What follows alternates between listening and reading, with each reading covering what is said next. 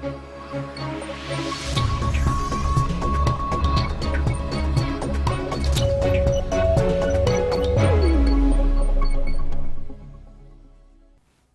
ئازیز سڵاوتان لەبێت.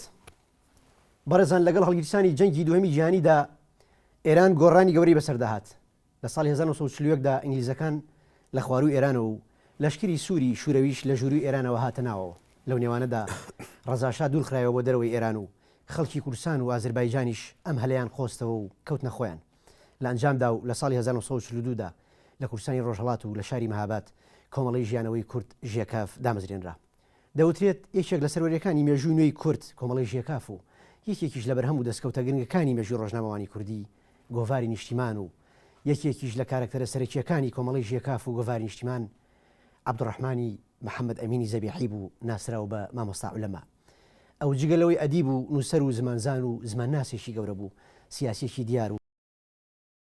ڕوودا و مێژوو هەوڵ دەدات لە چەند ئەڵقەیەک و چەند تەوەرێکی تایبەتدا تیشێکی کەم خاتە سەر ژیانی سیاسی مامۆستا زەبیحی و کاریگەری لەسەر جوڵانەوەی سیاسی لە ڕۆژهەڵاتی کوردستان بە تایبەت ڕۆڵی لە دامەزرانی کۆمەڵی ژێکاف و گۆڤاری نیشتیمان و بەشداری سیاسی لە پارچەکانی دیکەی کوردستان و ژیانی ئاوایی و بارودۆخی نێوزیندان تا ساتە وەختی گرتن و کوشتن و سەرنگومکردن و بێسەر و شوێنکردنی. بەڕێزان بۆ قسەکردن لەسەر ژیانی سیاسی مامۆستا زەبیحی و ڕوودا و مێژوو بەگنی زانی میوانداری بەڕێز کاک عەلی کەریمی نووسەر و شارەزا لە ژیانی مامۆستا زەبیحی، هەروەها خاوەنی کتێبی ژیان و بەسەرهاتی عەبدوڕەحمانی زەبیحی مامۆستا عولەما، لە هەمان کادا یەکێک لە کەسە نزیکانی خانەوادەی مامۆستا زەبیحی. کاک عەلی کەریمی جان زۆر بەخێربێی بۆ بەرنامەی ڕوودا و مێژوو. زۆر سپاسی تۆ و هەموو بینەرانی بەڕێز و خۆشەویست دەکەم و سڵاو بۆ ئێوەش. سڵاو بۆ جەنابی کاک عەلی جان. من پێم خۆشە سەرەتا بەو پرسیارە دەست پێ بکەین کە بەداخەوە بە درێژایی مێژووی 40 ساڵ لە خەبات و تێکۆشانی مامۆستا عولەما عەبدوڕەحمانی زەبیحی وەک پێویست مێژوو نەیتوانی وە ڕۆڵی ئەم پیاوە بنرخێنێ، وەک پێویست نەوەکانی ئێستا و ڕەنگە داهاتوش ئاشنا نەبن بە ژیانی سیاسی و کەسێتی و توانا و لێهاتووی ئەم کارکتەرە سیاسیە. ئەمەوێ وەک بەرچاوڕوونیەک بۆ بینەرانی ئازیز سەرەتا پێمان بڵێ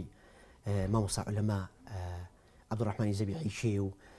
چۆن و کەی ژیانی سیاسی ئەو لە شۆ دەستی پێکرد؟ وڵا لە بۆ ئەو پێشەکەی کە باست کرد ئەوە ڕاستێکە کە بەهۆی تێکەڵاوی و چڕ و پڕی و ماوەی زۆری شۆڕشی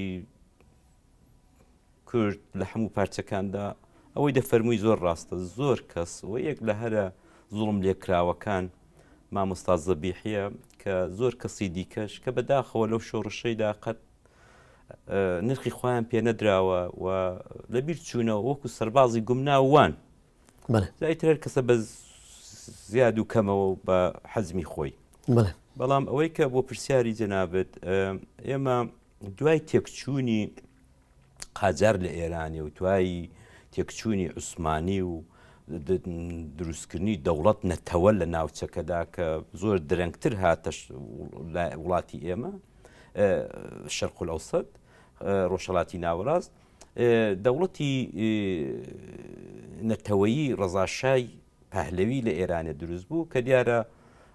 دەیهەویست تەمەرکوزێکی تەواو و یەک پارچەی ئێران و ئەوە بپارێزێت و لاساکەرەوەی ئاتاتورک بکات لە تورکیا کە کردبووی زمانی واحید، جلی واحید، هەموو شتێکی واحید و ئێران یەک نەتەوەیە وەکو ئاتاتورک کوتی تورکیا یەک نەتەوەیە و ئەوانە ئەوە بوو کە زوڵم و زۆرێکی یەکجار زۆر کەوتە بە تایبەت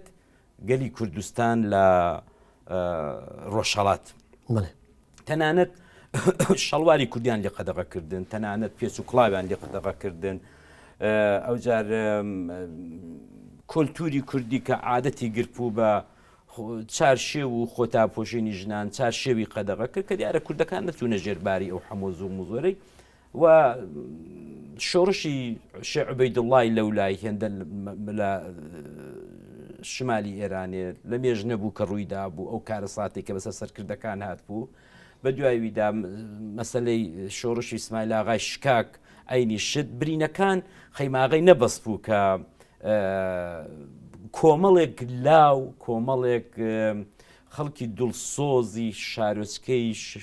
مەهاباد کە ئەو کات بۆیە دەڵم شارۆچکە کە بەڕاستی جەمعیەت و عەشیمەتی لە دەوروبەری دەب بۆ 15,000 کەس بووە، بەڵام مرکزێکی کوردایەتی و مرکزێکی بەهۆی میرانی مکریان و ئاوە مرکزێک بووە کە خەباتی تێدا کراوە، جوڵانەوەی تێدا کراوە، لەوێدا زەبیحی دەردەکەوێت.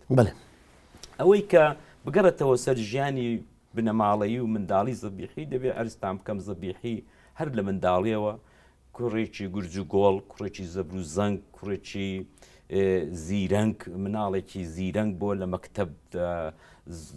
ئیستعدادێک و نبوغێکی زۆر باشی لە زمان فێربووندا هەبوو، لە ماتیماتیک و لە جەبر و هەندەسەدا هەیبوو، وە لە نێو هاوپۆلەکانیدا مەشهور بوو بەوەی کە دەرسیان پێ بڵێتەوە، بەوەی کە یارمەتیان بکات لە ئیمتحانات و شتێدا. دیارە و دەم خوێندەوار لە شاری مابات زۆر کەم بۆ ڕەنگە هەمووی بە پەنجەی دەست بژمێردێن ئەوانەی کە خوێندەواریان هەبوو لە ساڵانی 30ەکاندا. بەهۆی مردنی باب و بوونی خوشک و برای 5-6 خوشک و برا، زەبیحی لە تەمەنێکی زۆر لاوەتیەوە حکمی بابایەتیش لە بنەماڵەوە دەگرێەوە، دەبێ هەم بخوێنێت، هەم کار بکە، هەم بنەماڵەکەی بەخێوکە. ئەوە یەکە لە نێو شاری مەهاباددا لەگەڵ پیاوە ماقوڵان و لەگەڵ خەڵکێک کە ڕابردوویەکیان هەیە دەست پێ دەکا بە کار و زندگی و هەڵسوڕانی ماڵەوە. لە تەمەنی 18-19 ساڵیدا دەبێتە یەکێک لە بەڕێوەبەرانی ئیدایرەی پەروەردە کە ئەو کات پێیان کتو ئیدایرەی فەرهەنگ یا ئاموزش پەروەریش دواتر، لێرە پەروەردەی پێ دەڵێن. لە دایرەی پەروەردە وەکو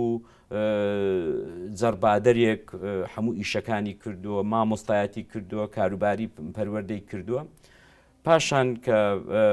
لە تەجارەتخانەی پیاوێکی زۆر دەوڵەمەندی سابڵاغێ دەبێتە مدیری حیساباتەوانە. لەو بینەیدا زەبیحی بەهۆی ئەوەی کە خولیای کوردایەتی بۆ خولیای شۆڕشەکانی پێشووی کرد بووە، لەگەڵ خەبات جێڕان و ئەوانە بەدزی و فزی و لە پستێ و لە چای خانە و لەوانە خەریک دەبێت و پەیوەندێکی باشیش دەگرێت بە شۆڕژگێران و خەباتگێرانی کوردانی باشوور، و لە هەمووان گرنگتر ئەو تاقمەی کە دواتر کۆمەڵی هیوایان دروست کرد لێرە و دۆستایەتێکی گەرم و گۆڕ دروست دەکات و ڕۆژنامە و جەریدە و نووسراوەی کوردی و خەتی کوردی دێنێ بۆ کوردستان بۆ مکریان، و لەوە ڕاخۆیان فێری کوردی نووسین و چونکە نەبوو بەڕاستی لێرە باشتر بوو لە باشووری کوردستان، خۆیان فێری ئەوە دەکەن. لە نەهایەتدا ئەو چڕی و پڕێ لە ساڵانی 1938 کە کۆمەڵێکی بچووکیان هەبوو بە نێوی حیزبی ئازادی خوازی کوردستان کە کۆمەڵێکی تریان تێدا بوو، ئێستا زۆر باسەکە توور دەکێشێ، دەگەر من زۆر پسمە ناوردەکاری. ئەو بە پاشماوەی ئەم حیزبی ئازادی خوازی کوردستان ئاخرەکەی لە ئەنجامدا 11 کەس لە هەرە خەڵکە خۆشەویست و بەرچاو و ڕووناکبیرەکەی چینی وردە بورژوا، نە ئاغایان لەگەڵ بوو، نە شێخیان لەگەڵ بوو، نە مەلایان لەگەڵ بوو، و ئەوان هاتن لەسەر بنەمایەکی تازە و مۆدێرن زۆر بەنهێنی کۆمەڵی ژەکافیان دامەزرند. کاک عەلی دەوترێت بەپێی زۆربەی دانپیانانی سەرکردایەتی سیاسی و ڕابەری شۆڕشەیەک لە دوایەکان دەوترێت زەبیحی مامۆستا عولەما یەکێک بۆ لە کۆڵخە گرنگەکانی بیری ناسیۆنالیزمی لە ڕۆژهەڵاتی کوردستان، واتە ئەم کارکتەرێکی سەرەکی بووە لە پەخشکردنی هۆشیاری نەتەوەییە لە ڕۆژهەڵات. ئەبە زۆر ڕاستە، ئەوە منوتە نایڵێن زۆر لە خەڵکی پسپۆر و مامۆستا کە دەو ئاخریاندا تێزی دکتۆرایان لەسەر کۆماری مەهاباد و کۆمەڵی ژێکاف و ئەوانە وەرگرتووە لە هەم بیانی هەم خۆیی خۆم بەتاق بە خۆشبەختانە بەخۆشیەوە لەو ساڵانەی ئاخرێدا لە دوایینەوە دەکاندا زۆر تەلەبەی خۆماڵیمان تێزی دکتۆرایان لەسەر کۆمار و لەسەر جوڵانەوەی خەڵکی کول لە ڕۆژهەڵاتی کوردستان وەرگرت و هەر لەو بەشەی کوردستانی خۆمان لەو چەند ساڵی ئاخرێدا کۆمەڵێک تێز و ئەوە لەسەر جوڵانەوەی ڕۆژهەڵات دەرچووە. بە قسەی ئەوانیش دیارە زەبیحی هەم وەکو ئەوەی کە زۆر چالاک بووە، هەم وەکو ئەوەی کە پەیوەندێکی زۆر فراوانی لەگەڵ دەرەوەی خۆی هەبووە، وەکو مەسەلەن ڕووسەکان، وەکو ئەوەی کە خەبات جێڕانی کورد لە باشووری کوردستان، ڕەفیق حیلمی، دانیش سوزان میرحاج، مامۆستا برایم ئەحمەد، ئەوانە توانیوێتی لەوێدا ڕۆڵێکی سەرەکی ببینێت بەهۆی زمانزانی و بەهۆی ئەم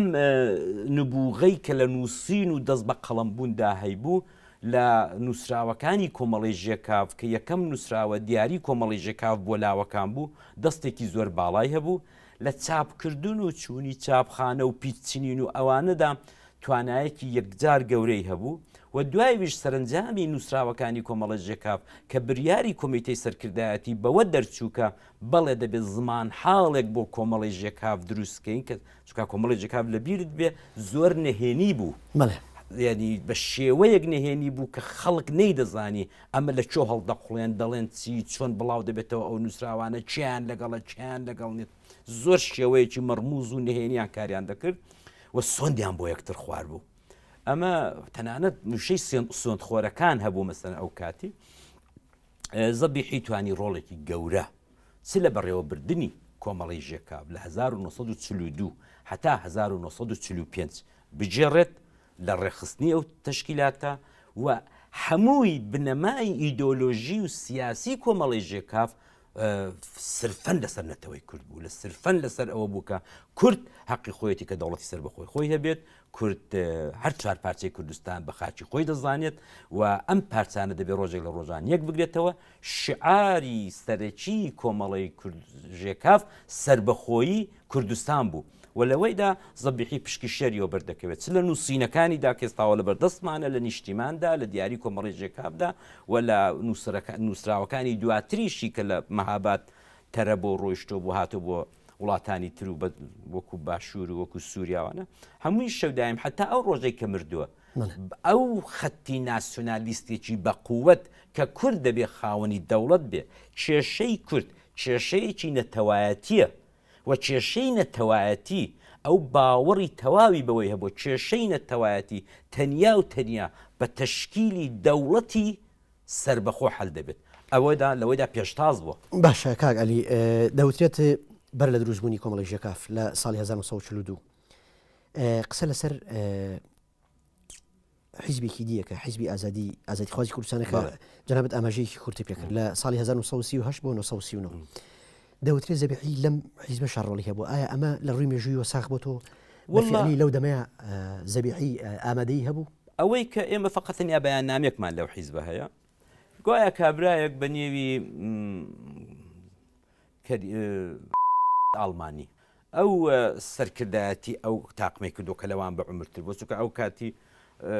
زەبیحی گەنجێک بووە بەڵام بە هەموو نیشانەکان و دەکەوێت کە زەبیحی دەوێدا بووە بەڵام سەرکردایەتێکە ئەوە نەبووە کە بتوانێت منسەجیم بێت و ئەوە پەرش و بڵاویان لێ کردووە باسی پیاوێکی زۆر خۆشەویستی خەڵکی سابڵاغە دەکەن کە لەوێداوەکو مرشیدێک لەوان پیرتر بووە مەلای حەجۆچێ مەلا عەبدوڵڵای داودی باسی ئەو دەکەن کە ئەو دەورێکی سەرەکی هەبووە لە پەروەردەکردنی هەستی کوردایەتی بۆ کە ئەو دەم زەبیحی گەنج بۆ دەو حیزبەیدا و ئاوای لێ کردووە کە بێت لە بیدایەتی چلەکاندا ئاخرەکەی ئەو هەنگاوە گەورە بنێن کە کۆمەڵی ژێکافی لێ دروستکەنەوەوانە باسی مەلا قادری مەدەڕەسی دەکەن کە ئەویش پیاوێکی زۆر کورد پەروەر بۆ باسی فەوزی دەکەن باسی زۆر کەس لەو کەسانەکە تەئسیر دەور و تەئسیریان هەبوو لەوەی کە ئەم ڕوحی کوردایەتیە و ئەوە بە تایبەت نوخبە و خەباتجێڕانی باشووری کوردستان کە زۆربیان لە دواتردا یا هەر ئەو کاتی خۆیان لە کۆمەڵی هیوادا دۆزیەوە دۆستایەتێکی پتەویان لەگەڵ زەبیحی هەبووە زەبیحی توانی چونکە زەبیحی لە بنەماڵەیەکی فەقیر و هەژار و باوکی سۆفی مینەی قورعان خوێنیان پێکردووە شوغڵی کڵاو درون بووە و پیاوێکی یەکجار خۆشەویست بووە توانیوێتی وەکو کەسێک کە لە چینی خوارەوە ڕاهاتووەت بۆ یەکەم جار چونکە تا پێش ئەو تاریخە سەرکردایەتی و شۆڕش هەڵگیزاتن تایبەت بوو بە خەڵکی دەرەبەگ و دەوڵەمەند و شێخ و ئەوانە کاک عەلی ببوورە کەواتە ئەتوانین بڵین دروستبوونی حیزبی ئازادیخوازی کوردستان لە دوجارە لە کۆمەڵی ژێکافە فۆرمە لە ئەبێ ئەوان ڕۆڵێکی ئەو فکرە بووە ئەو فکرە بۆ بەڵام زۆر ئاڵوگۆڕی بەسەرداتەوە زۆربەی ئەو کەسانی کە لە بیستومانە چکە هیچ بەڵگەی چوامانێت تەنیا بەیاننامەیەک نەبێت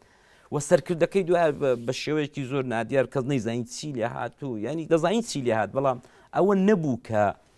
کۆمەڵە شک و گومان و شوپا لەسەر ئەو کەسایەتی هەیە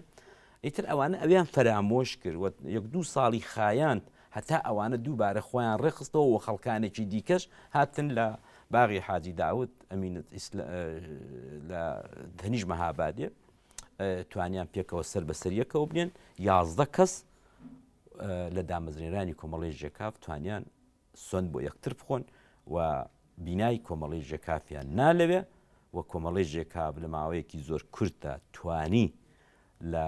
شمالی کوردستانەوە لە سۆمابرادۆست و شکاکانەوە بگرە حتا ئیلام و کرماشان شانە و ڕێزی خۆی پتە بکات و کار بکات و هیچ ئەندامێکیش نەیدەزانی ئەوی دیکە کۆمەڵی ژێکافە یا ژێکافنێ بە شێوەیەکی زۆر بەربڵاو و هەر ئەو خەباتی 3-4 ساڵە بوو بە هەوێن و بوو بە بنەماکانی ئەوەی کە منتەقەی خەڵکی منتەقەی موکریان و بۆکان و سەقز و بانە و سەردەشت و خانێوانە شنۆ ببێتە بناغە و هەوێنی یاعلانکردنی کۆماری کوردستان لە 1940 زۆر باشە دەوترێت پاش گۆڕینی ناوی ژێکاف و بۆ گۆڕی ناوی ژێکاف کۆمەڵی ژێکاف بۆ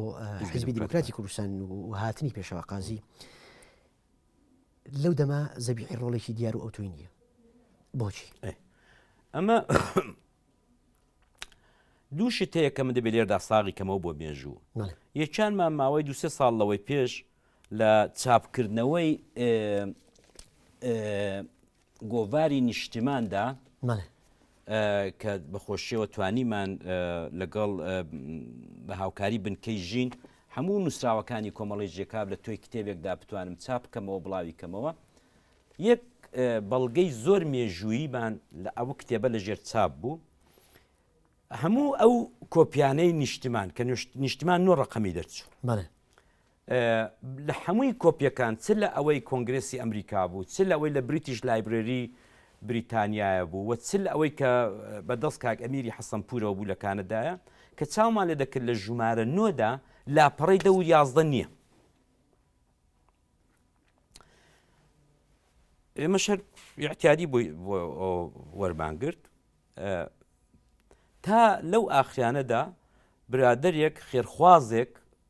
دڵسۆزێک لە مەهابادەوە کە ئەو کتێبەت لە ژێر چاپ بوو لاپەڕەی 10 بۆ هێنای داستانی ئەو لاپەڕەی 10 چێت ئەو پەیمانی سێ سنوورە کە زۆر نووسەر و خەڵک و لێکۆڵەڕ و ئەوانە باسی دەکەن و کە ئەرگوایە لە نێوان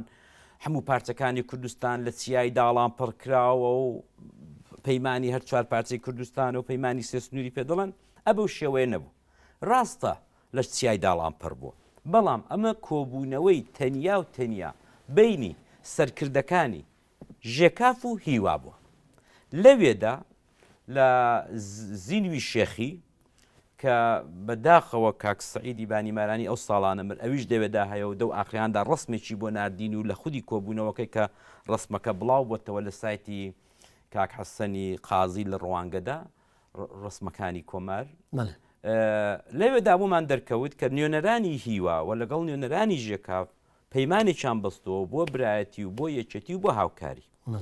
لەوێدا چونکە زەبیحی لەگەڵ بووە زەبیحی قەراری کۆمەڵی ژێکافی داوە و ئیمزای کردو برادرانی هیواش دەڕۆنەوە پاش 3-4 ڕۆژان کە نیشتیمانی ژمارە 9 لە ژێر چاپ دەردەچێت کۆمەڵی ژێکاف باسی پەیمانی سێ سنوور دەکات دەڵە وا بۆ ئەندامەکان فلان و فلان بە نیوی نەهێنی لە چیای داڵانپەڕ ئێمە ئاخد و پەیمانێکمان لەگەڵ کۆمەڵی هیوا بەست ئیتر پارچەکانی تری کوردستانی تێدانیەوە تا دەتوانن بینەران و هەموو ئەوانەی کە خوازیارن چاوی لێ بکەن پەیمانی سێ سنوور ئەوە بوو بەڵام کۆمەڵی هیوا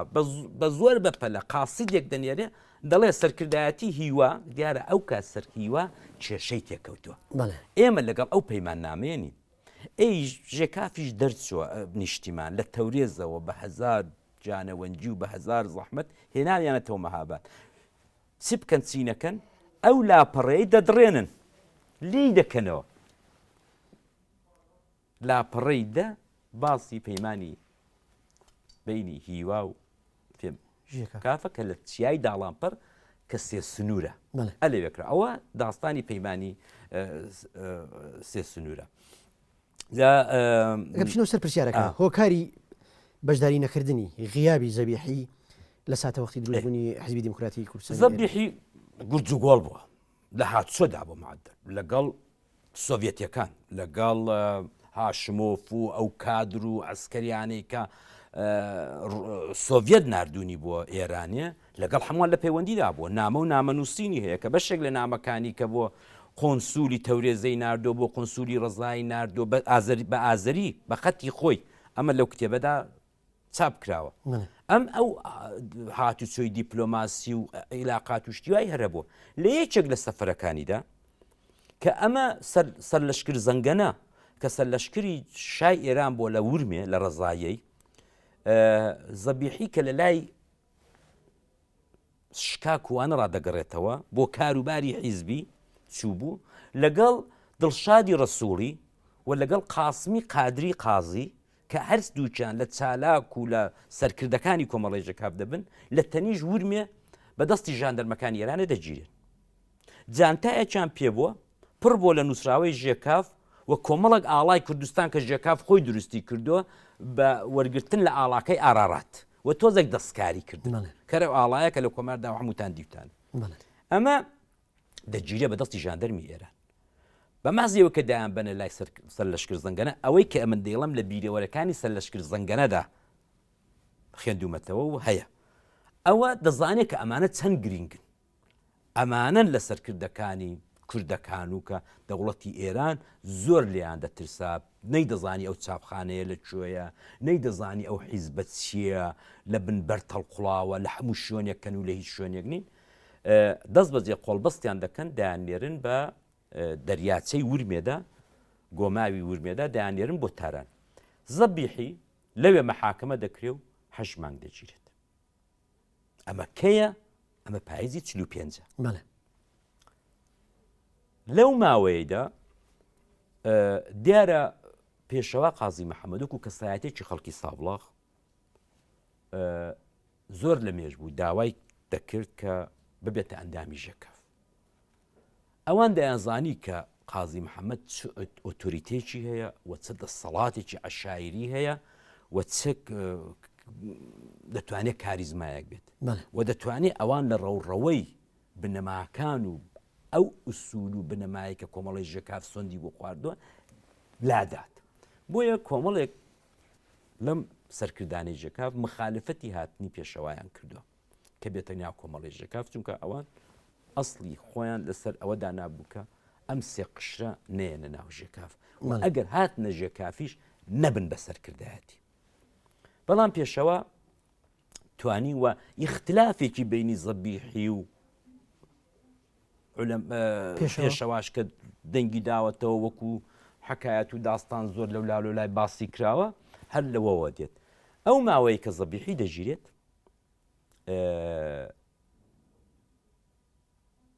حزبی دموکراتی کوردستان دروست دەبێت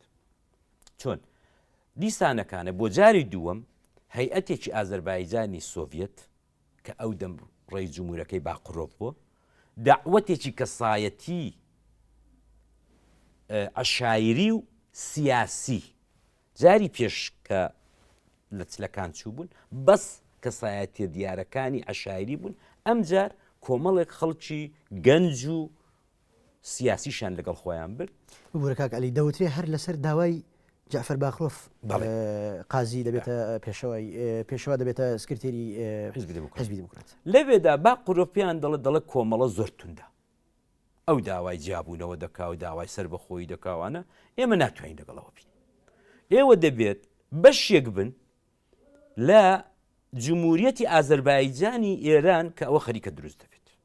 و دروست ببوو فرقەی دموکراتیان پێدەکوت بە سەرکردایەتی پیشەوەری قازی و هاوڕەکانی ئەوەی قبول ناکەن دێنە سەرەوەی کە کۆمەڵە نابێت کۆمەڵە هیچی دیار نییە و کۆمەڵە هەمووی نەهێنیە و ئەندامەکانی کەس نازانن چێنە و ئێمە لە چارچێوەی ئێراندا دەتوانین یارمەتی ئێوە بکەین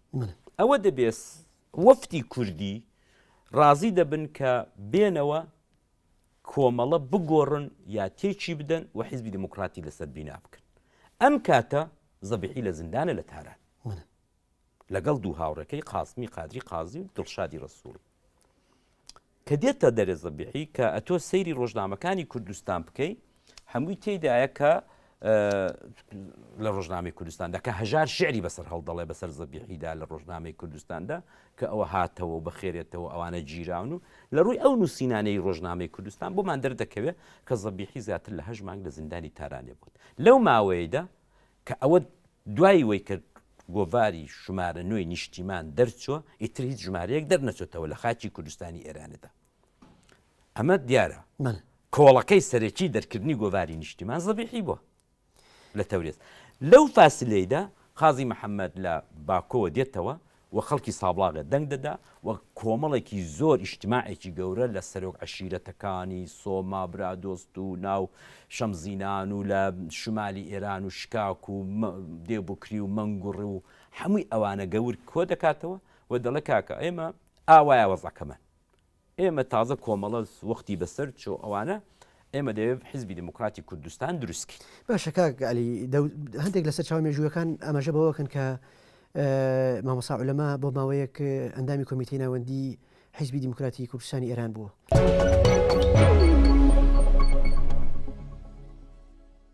بەرەزان دووبارە سڵاوتان لەبێت کاکعلی جان بەر لە پشووەکە من پرسیاری ئەوم کرد کە پاش 8 مانگ لە زیندانی دواتر زەبیحی چۆن ئازاد دەکرێت. زەبیحی بە فشارێکی زۆر ئەوەی کە من بیستومە لە دایکم و لە کەس و کار و لە خەڵکە پیساوانی سابلاغێ خەڵک زۆر احتراز دەکەم خەڵکی سابلاغ زەبیحی خۆشەویست بووە هەموو زانیویانەکە ئەو مثلەن شانۆی دایکی نیشتمان و ئەوانیان لە زمانی ژێکافیدا ئەو ڕوحی برایەتی لە ناو ناوچەی مکریان دروست بوو هەمووی ژێکاف دروستی کردو هەمووی ئەمە ڕوحی ژێکاف بوو کە ئەم هەموو تاچێکی کورد ئەو کاتی خۆی بە خوشک و برای یەکتردا دەنا دزی نەما بوو بەرتیل نەما بوو ئەمە هەمووی ئەم ڕوحیە شۆڕژگێری ژێکافی بوو کە لە سەروی هەمووانەوە زەبیحی دەورێکی سەرەکی هەبوو قاسمی قادری قازیش خۆشەویست بوو دڵشادی ڕەسووڵیش خۆشەویست بوو هەموو ئەندامانی بەرچاوی ژێکاف خۆشەویست بوو ئەمە فشارێکی زۆر بۆ قازی دێنن قازی محەممەد ئەو کاتی قازی و حاکمی شاری سابلاغ بۆ لە زمانی ڕەزاشایەوە و ئۆتۆریتێکی تەواوی هەبوو محکەمەی هەبوو قازی سەردەمێک سەرپەرشتیاری پەروەردەی مەهابادێ بۆ ئەوانە و ئێستاش کە حیزبی دموکراتی دروست کردووە و خۆی بۆتە سەرۆکی حیزبی دموکرات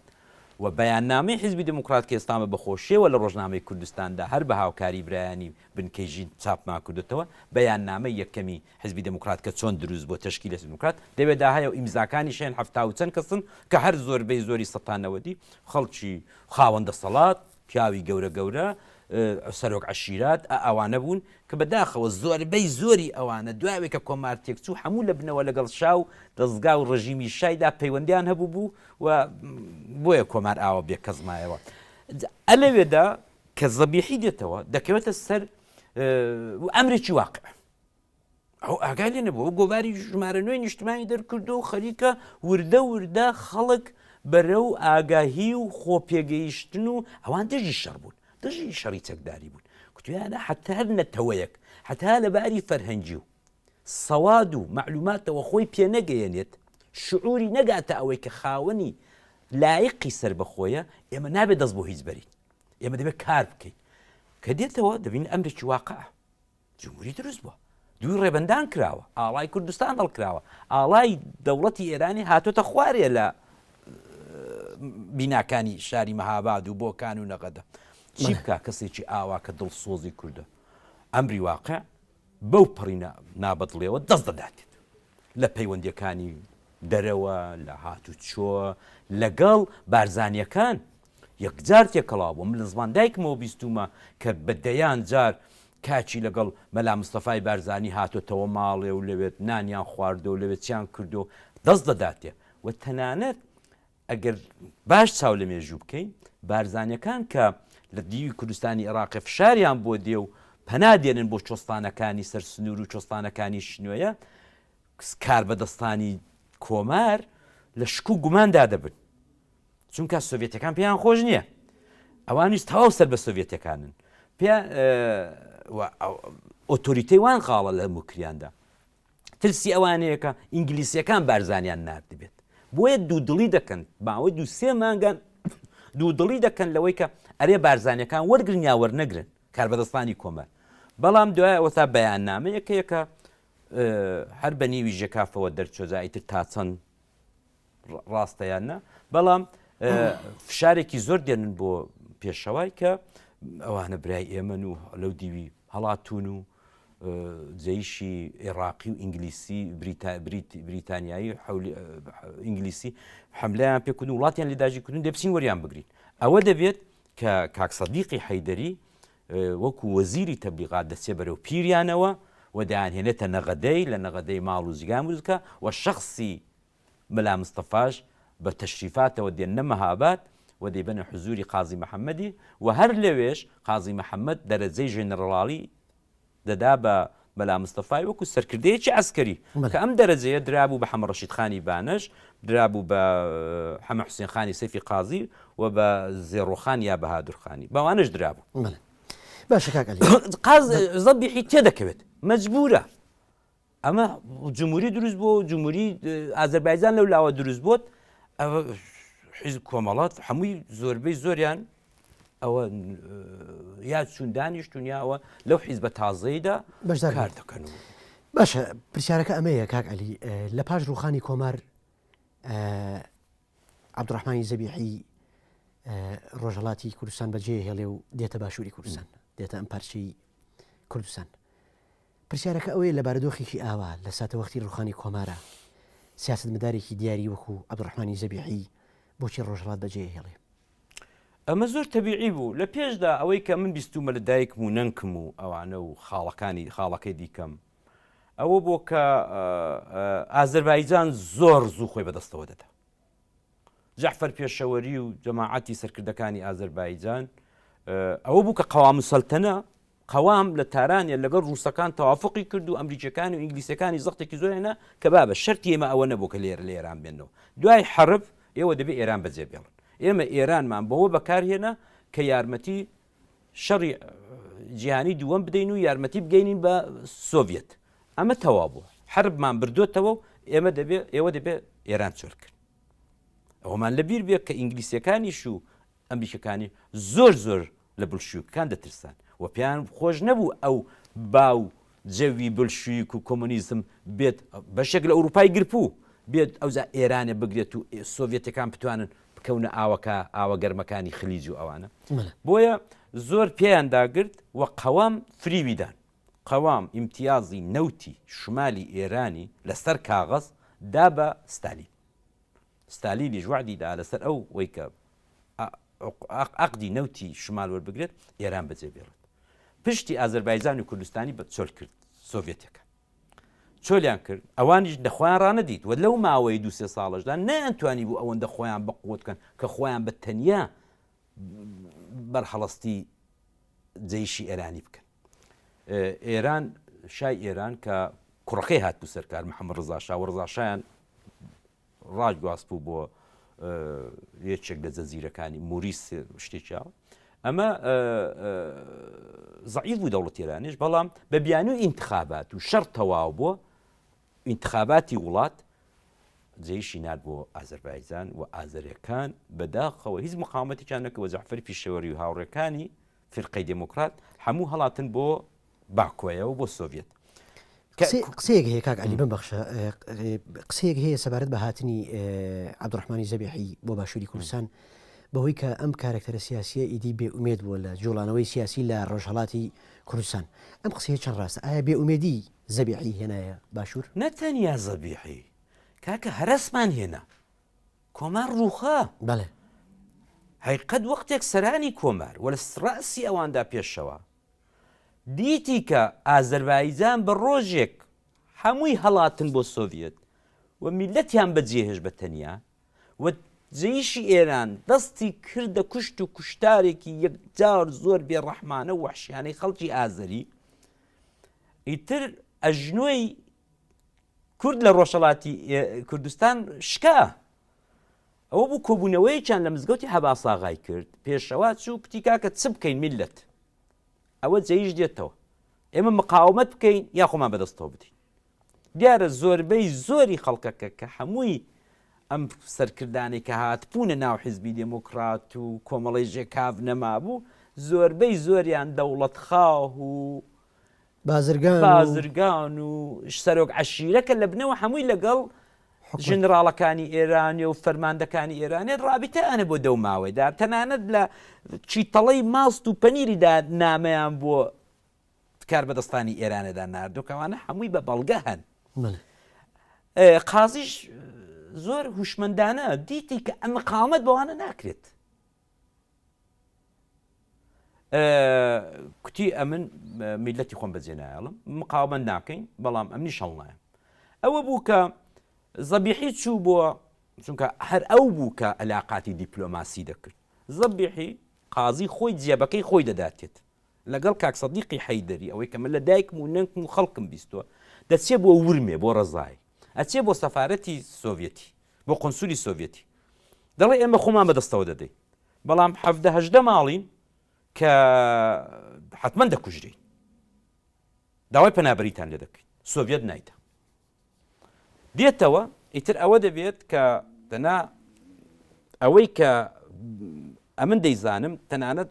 زەبیحی بە دایک و خوشکەکانی دەڵێ خۆتان کۆکەنەوە ئامادە بن شتی پڕوپوچ و شتیوا مێنن هەر شتی زەروری ئێمە دەڕۆین بۆ سۆڤێت ئیتر دایکم و پورم و خاڵم و نەکموانە ئامادەن کە کاچیان بێتەوە بیان بە کە سۆڤێت ڕزایەتی ناکە و هەمووی سەرکردەکانی کۆمار قەرار بۆ ئەو 17 ماڵە بە خودی ماڵی پێشەواشەوە بچن کە ئەوەن یادا پێشەوە ئەوزا بریاری خۆی دەدا دەڵێ ئێوە هەمووتان بڕۆن ئەمن خەڵکی سابڵاغێ بەجێ نایڵ ئیتر لێرەدا شەهامەت و لە خۆبردووی پێشەوا دەبێت بەڕاستی بکوترێت کە لێوێدا کە دەزانێت ئیتر ئاو لە ئاو کار لە کارترازاوە بریاری سەرەکی خۆی دەدا کە مقاومەت بکە و ئەوەی کە لازمە بۆ میلەتەکەی بیکە زەبیحی هەڵدێت لەگەڵ زۆرێک لە سەرکردەکانی دیکە هەڵدێت دێت بۆ عێراق لە پێشدا دەگاتە ناسریە و ئەوانە لە جنوبی عێراقی بەڵام دوایوی بە زۆر زووی دەگەڕێتەوە بەشی کوردستان و بەهۆی ئەو تێکەڵاوی و دۆستایەتی کە لەگەڵ ماڵی شەو مەحموودی نەمری هەیە و دەپرسێت دەچێت لە سیتەک و لە ماڵی شێخلەتیفی کوڕی شەو مەحموودی نەمر لەوێ ئەو پەڕی پێشوازی لێ دەکەن وەکو ماڵی خۆی لێ دێت و لەوێ خۆی دەگرێتەوە باشە کاک عەلی لەگەڵ هاتنی زەبیحی بۆ باشوور پێشوازی و هەڵوێست و بەرخودی سەرکردایەتی سیاسی کورد و ئەو کاتی شۆڕشی کورد لە باشوور سەبارەت بە زەبیحی چۆنە ئەو کاتی دیارە کۆمەڵی هیوا هەڵوەشا بوو هەرێکێکی بوو بۆ حیزبی شووعی بۆ ڕزگاری بۆ چی کە ئێوە باشتی لە من دەزان و ئەوە مێژوێکی دوور و درێژە کە زۆری لەسەر نووسراوە کە هیوا چی بەسەرهات کاتێک کە مەلا مستەفا هات بۆ مەهاباد و ئەو پێشوازەی گەورەی لێکرا ئەویش بە ئیسرار و حکمی جەماعەتە کۆنەکەی ژێکاف کە کوردایەتی چوار پارچەیان دەکرد حەمزە عەبدوڵای لەگەڵ بوو و کۆمەڵک ئەفسەرە بەنێوبانگەکانی جەیشی عێراقی وەکو عەزەت عەبدولعەزیز و مستەفا خۆشناو و میرحاج و ئەم خەڵکانەی لەگەڵ بوو ڕیس بەکر و ئەوانە کە بە حەیف ناتوانم ناوی هەمووان بێنم بیر لەوە دەکەنەوە کە ئەینی چەشنی حیزبی دموکراتی کوردستان لە ئێران ئەینی حیزبی دموکراتی کوردستان لە پارچەی ئێرەش دروست کرد لە باشوور ئەوەیە کە حەمزە عەبدوڵا دەنێرێتەوە لە مەهابادەوە و حەمزە عەبدوڵا دێت لەگەڵ پاشماوەی ئەوانەی کە مابوون لە هیوا و خەڵکانی دیکە و کە زۆر ئەو دەمی تەمایلی حیزبی شووعیش زۆر بوو لەگەڵ ئەوانە لەگەڵ مامۆستا برای مەحمەد قسە دەکەم بەڵام مامۆستا برای مەحمەد ئەوەی کەم بیستومە خۆ بەدەستەوە نادا ئەو خۆی بە نوێنەری لقی ژێکاف زانیوە و واژ بووە لە باشووری کوردستان ناچێت دەو حیزبەوە دواتر دەچێت حەمزە عەبدوڵا پارتی دموکراتی لەوێ پێی دەڵێن حیزب بە شێوەی ئێرانیەکەی لێرە بە شێوەی ئینگلیسەکەی پێی دەڵێن پارتی دموکراتی کوردستان ئەمە لێرە دادەمەزرێنن کە مەلا مستەفایی دەکەنە سەرۆکی حیزبەکە کاکە زیادی کۆیە دەکەنە جێگر و کە شێخلەتیفی کوڕی شەو مەحموودیش دەکەنە جێگری دووە ئاوا ئەو پارتی لێرە هەبووە ئیتر نوعێک مەتبعەیەکی پسوچان هەبوو بەیان نامەیان هەبوو ئەوانە کە زەبیحی دێتە ئێرە لە 40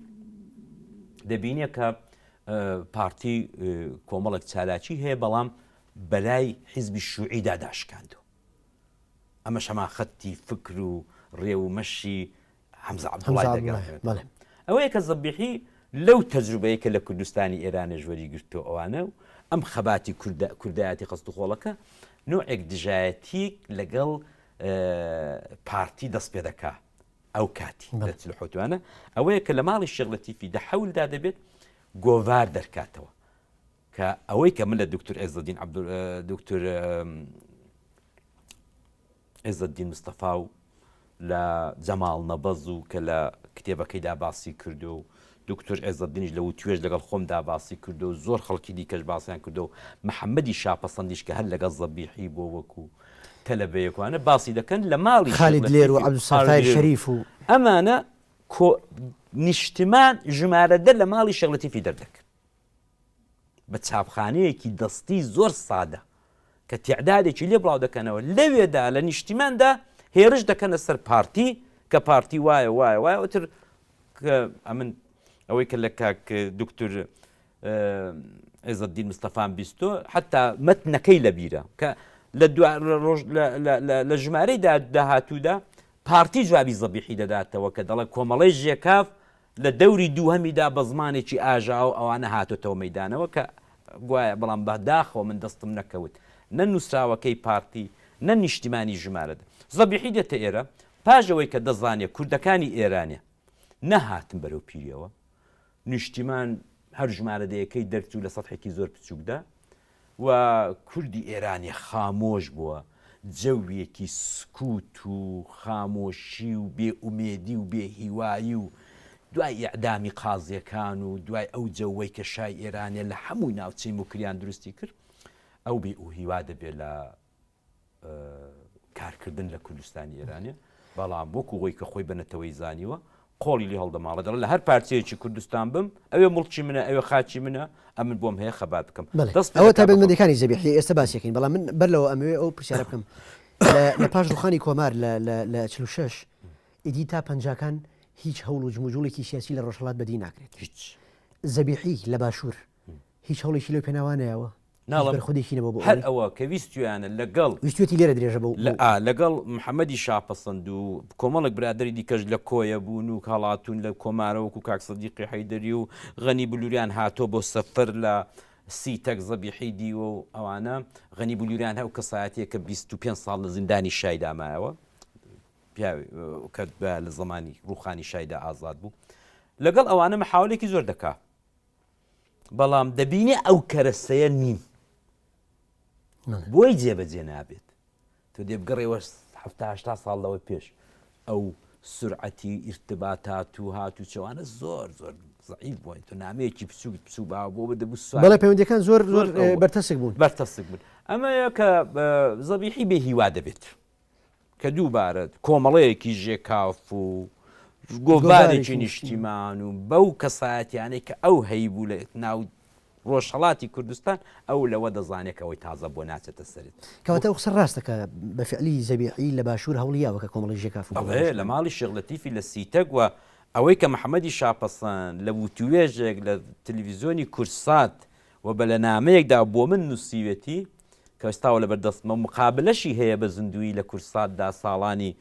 بیدایەتی 2000 ئەوانە لەوێ دەڵێ من نیشتیمانی شمارە دەمان دەرکرد دکتۆر عێزەدین مستەفا ڕەسوول دەڵێ لە بیر مەسەڵەن مەتنەکەم لە بیرە بابەتەکانیم لە بیرە جەماڵ نەبەس لە گۆڤاری نیشتیماندا کە لە ئاڵمانە دەری کردووە لە پەراوێزێکدا باسی زەبیحی دەکا کەڵبەتە دیارە زۆر بە خراپی باسی دەکا بەداخەوە زۆر بێ سفەتانە باسی دەکات لەوێدا باسیەوە دەکا کە گۆڤاری زەبیحی هەڵتۆ سەڵتۆزی دەکرد و لە ماڵی شێخ لەتیفی فێر بەو نەستا گۆڤاری نیشتیمانی ژمارەدەی دەرکرد باشە کاک عەلی نەشۆم سەفا لە یەکێک لە نووسینەکانیا لە کتێبی ژیان و بەسەرهاتی عەبدوڕەحمانی زەبیحیە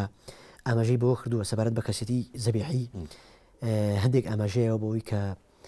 کەسێتی زەبیحی کەسێتێکی ناوازە بووە بۆی کە ئەم پیاوە نەخاوەنی بڕۆنامەیەکی دیاریکرااو بووە نە لە زانستگایەکی تایبەت دەرچووە نەکوڕی ئاغا و شێخ و دەرەبەک بووە نەخاون مڵک و خاوەن گوند و زەویزار بووە نە بازرگان بووە کەسێتی ئەم پیاوە بەوە وەسفەکە کە ئەم پیاوە خۆی پێگەیانەوە